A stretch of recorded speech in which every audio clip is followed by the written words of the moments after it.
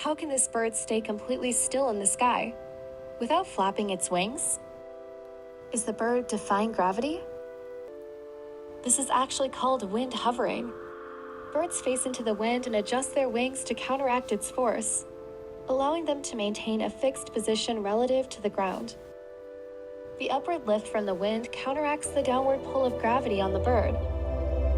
By studying how birds ride the wind, scientists have created smart flying machines that use GPS and simple AI to follow the same strategies, turning bird flight into a blueprint for efficient travel. So I guess it's time to say, thank you, bird.